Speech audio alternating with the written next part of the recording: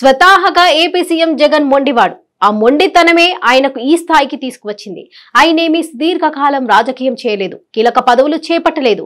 అయినా సరే సీఎం స్థాయికి వచ్చారంటే ఆయన మొండితనం, దూకుడు ప్రధాన కారణం. అయితే ఆ మొండితనం అన్ని వేళలా పనిచేయదు.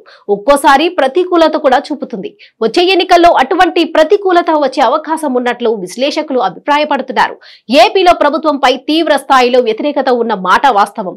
అయితే దానిని సంక్షేమ పథకాల రూపంలో అధిగమిస్తామని జగన్ నమ్మకంతో ఉన్నారు.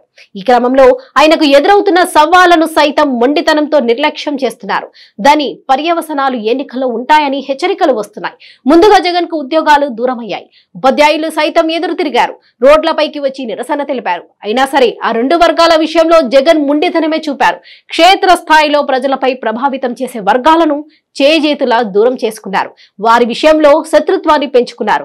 గత ఎన్నికల ముందు సిపిఎస్ రద్దు చేస్తానన్న హామీ, ఉద్యోగుల కళ్ళల్లో ఆనందం నింపుతానని చేసిన ప్రకటనను మర్చిపోయారు.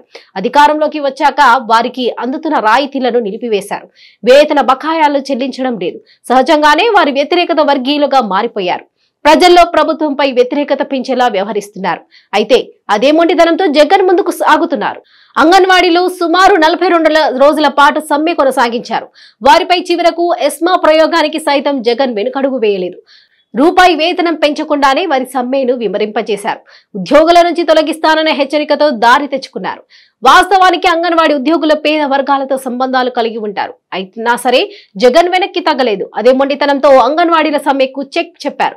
104, 108 ఉద్యోగులకు సైతం అదే తరహా బెదిరింపులకు దిగారు. మీరుగానే సమ్మె చేస్తే ఉద్యోగాల నుంచి తొలగిస్తానని, అవసరమైతే ఆర్టీసీ డ్రైవర్లను పెట్టి మరీ నడిపిస్తారని హెచ్చరికలు పంపారు. దీంతో వారు వెనక్కి తగ్గాల్సి వచ్చింది. అయితే జగన్ మొండితనం తప్పకుండా వచ్చే ఎన్నికల్లో ప్రభావితం చూస్తుందని విశ్లేషకులు అభిప్రాయపడుతున్నారు. కానీ వైసీపీ వర్గాలు మాత్రం తిప్పికొడుతున్నాయి. గత ప్రభుత్వాల కంటే ఉద్యోగులకు, ఉపాధ్యాయులకు మెరుగైన పరిస్థితులు కల్పించామని, సంక్షేమ పథకాలతో లేనిపోని ప్రచారాన్ని కొట్టుకుపోతాయని ధీమా వ్యక్తం చేశారు. కానీ క్షేత్రస్థాయిలో ఎక్కడికక్కడ ఇబ్బందులు ఉన్నాయి.